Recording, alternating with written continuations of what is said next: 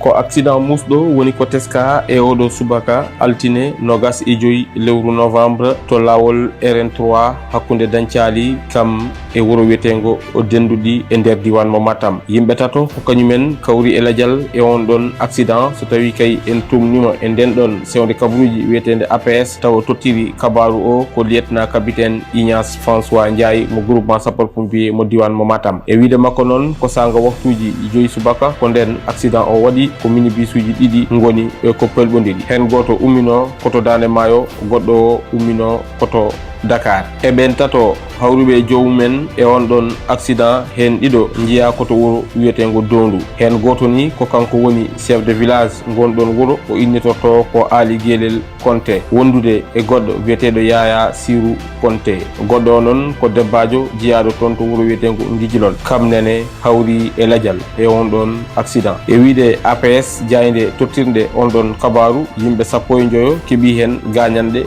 hen joyo noon ko musaɓe e oɗo saaha habine tawe toon to hôpital mo Wourossogui. Ko siftinde tan ɗiɗo accident ji ha joni haɗine jokki yowade pittali e boli leydi Sénégal e kongolam dendagal équipe mo Pindi Média ina nelda duwaw fewde ɓen ustad.